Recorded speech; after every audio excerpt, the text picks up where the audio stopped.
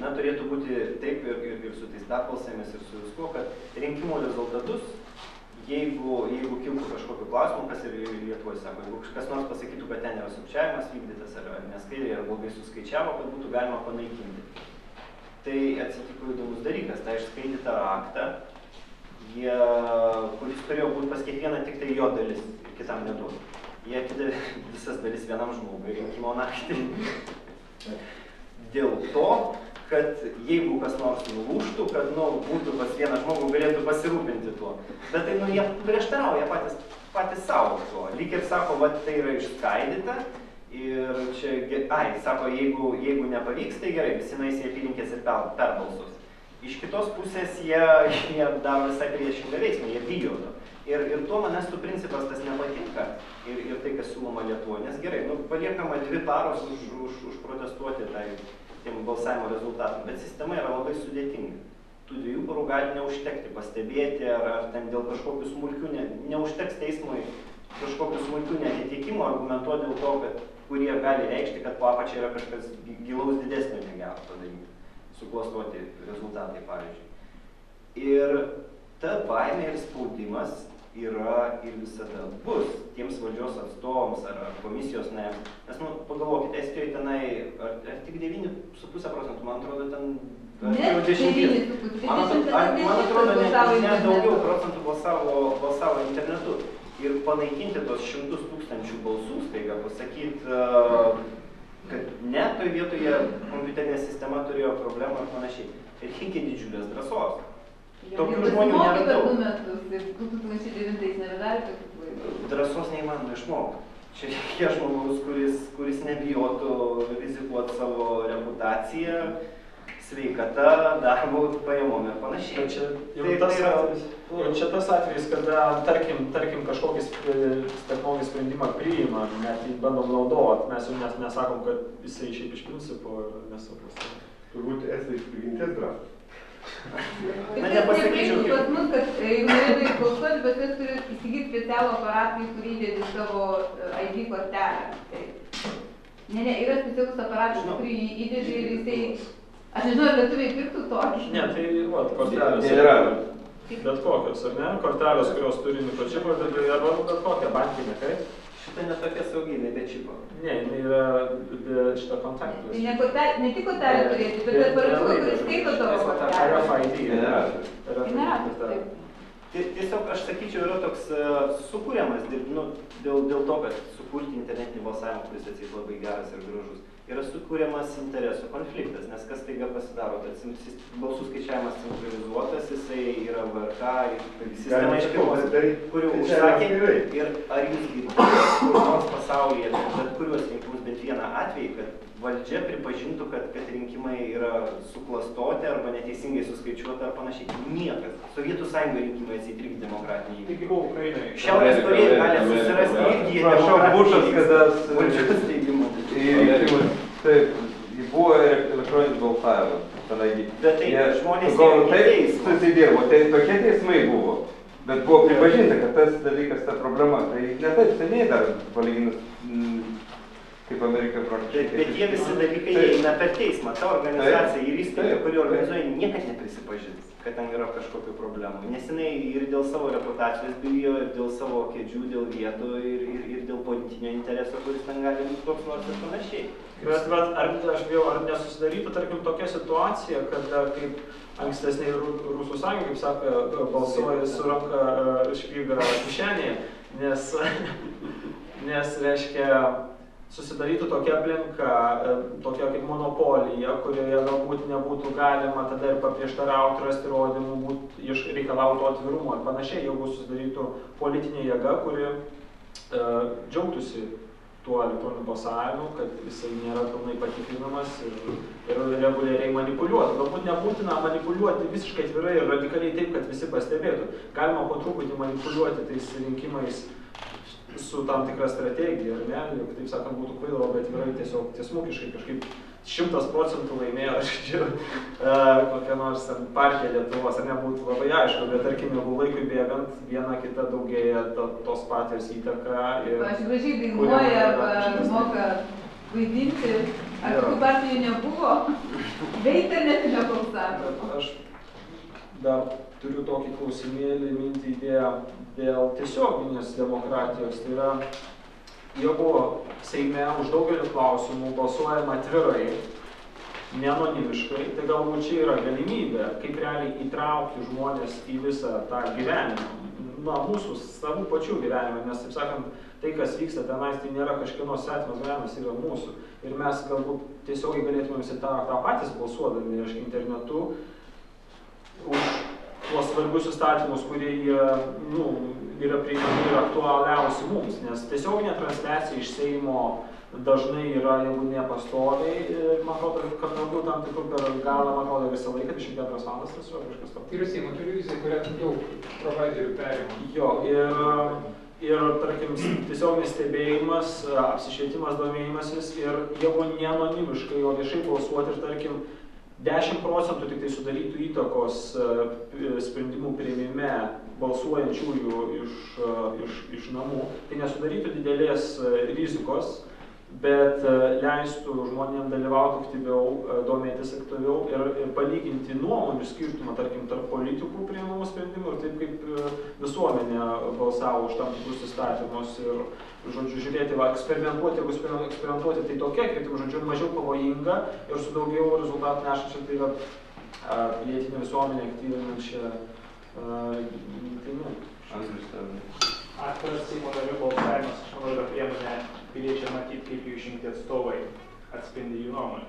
Arba neatspindi nuomonę. O, ta prasme, anonimiškumą užtikrinti rinkimų metu, aš manau, kad yra būtina čia skirtingi dalykai. Taip, aš nekalbėjau apie Aš tiesiog sakyčiau, kad atviras balsavimas yra naudojamas visai įvairiose bendruomenėse ir panašiai. Paprasčiausiai mes galime irgi vakar susirinkę balsuoti, kurį parą einam. Tokie dalykai yra naudojami. Kaip tiesioginės demokratijos mintis, kad pavyzdžiui 10%, aš tikiuosi aišku yra, kad, reiškia, vietoj tų 141 balso būtų 141 plus 14 balsų, kurie būtų skaičiuojami kaip nuo Lietuvos, ar ne? Nuo lietuvių balsuojančių namuose susumavus. Tai ar tiesioginės demokratijos tas 10% būtų geras toks eksperimentas, pabandymas? Procentaliai turėtų būti dinaminis procentavimas. Taip, čia reikėtų,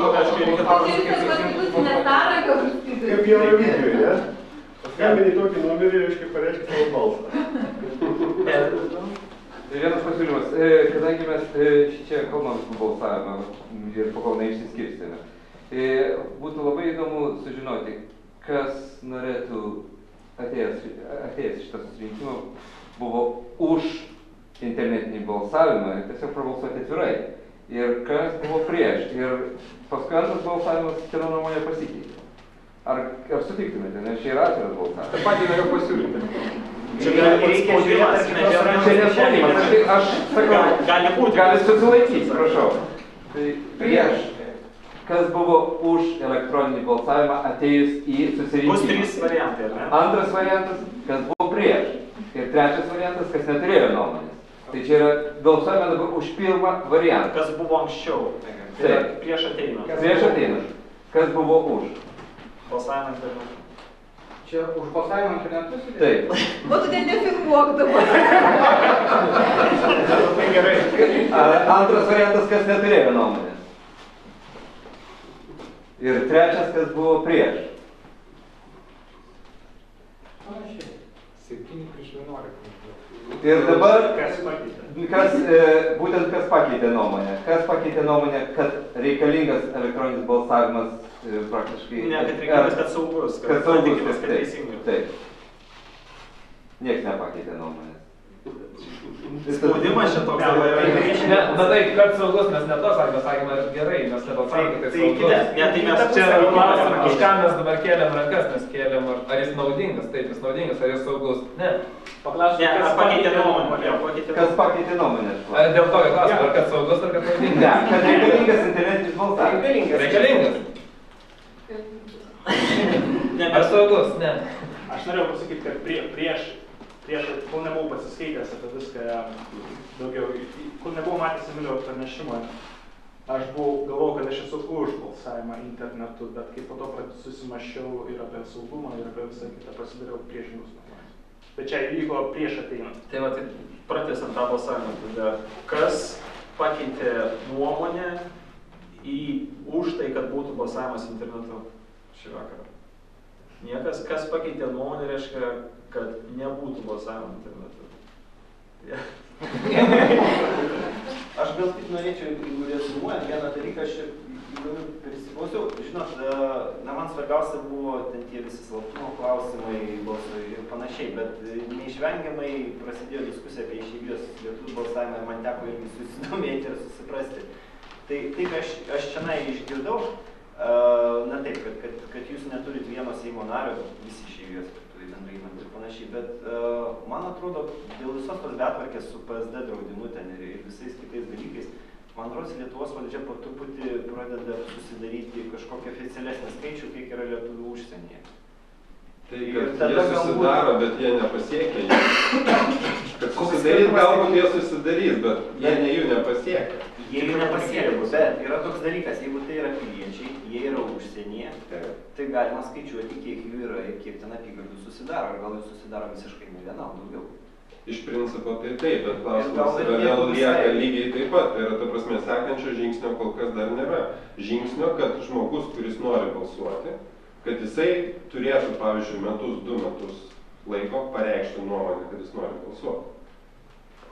Ir kad būtų oficialiai laikoma šitą informaciją šitoj, pavyzdžiui, įstaigai. Nes jeigu yra skaičiuojama tik tie, kurie balsavo, na tai iš tikrųjų yra skaičiuojami ne tie žmonės. Reikia skaičiuoti, kiek žmonių gyvena Britanijoje ir nuo jų daryti apygardą. PSD ką padarė, kad žmonės pradėjo daugiau reglamentuoti, kad jie yra išvykę. Bet yra atskiros duomenų bazės, kaip tu reglamentuoji gyvenamą vietą ir kaip tu užsiregistruoji kaip rinkėjas gyvenantis užsienyje. Tai visas šitas liko nuo sovietinių laikų, todėl kad žmonės bijo, reiškia, pareikšti savo nuomonę, todėl kad dar dabar Lietuvoje yra privaloma deklaruoti savo gyvenamąją vietą.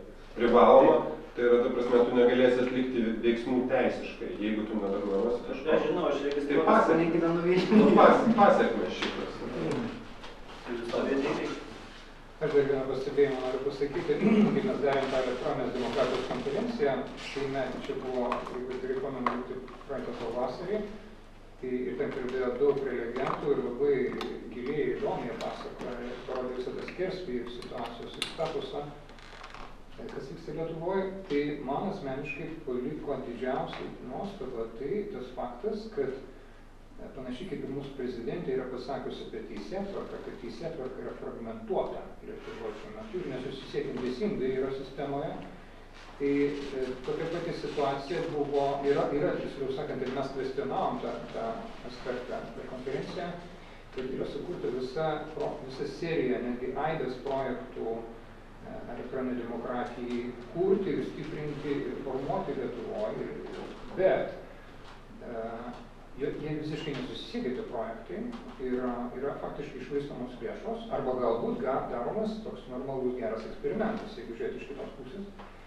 Bet buvo ypač įdomus momentas, kai mes tiesiai užklausėm diskusijos metu gale dalyvius, visus pagrindinius prelegentus, tai reiškia, ką jie apie tai mano. Tai vieni aukšto rango pareigūnai pareiškė, kad nėra fragmentacijos, kad sistema susisiekia, kad ji nėra vieninga, ir greta sėdintis kitas analogiško lygmens pareigūnas pasakė, kad nėra priešingą nuomonę. Ir jis pasakė pavyzdį, aš tiesiai nepamenu, ar ten buvo susijęs su registrų centro, sodros duomenimis, kaip tos sistemos totaliai nesusišneka ir kokia tai yra milžiniška problema. Tai aš šitą visą klausimą su e-demokratija dalyvavimu matau dar iš kito rakurso, tai yra bet kokios organizacijos ir šiuo atveju valstybės vidinės komunikacijos klausimas. Lietuva šiuo metu nebeturi normalios veikos pilnavertės vidinės komunikacijos. Nėra ryšio, nėra emocinio ryšio, nėra kontakto. Kaip jūs dabar skirtis išmatavote? Ką tai galėjote? Čia jūsų nuomonė, kad nėra emocinio ryšio, ar čia daugumos klausimas? Reiškia, vidinė komunikacija, bet kokiam organizavime, komandiniam darbe, pagrindinis klausimas yra pasitikėjimas. Jeigu pasitikėjimo nėra, sistema neveiks. Tu gali kaip nori mechaniškai ją stumdyti, neįdirbs. O pasitikėjimas yra raktinis ir sunkiausias klausimas. Jis yra labai subtilus klausimas. Jeigu komanda nepasitikė, jinai neveiks. Valstybė analogiškai. Jeigu nesusišneka, jeigu nelojalūs yra, sakykime, sistemos darbuotojai valstybei, ką anglai turi visiškai priešingą tradiciją nuo Itono laikų, reiškia sąmoningai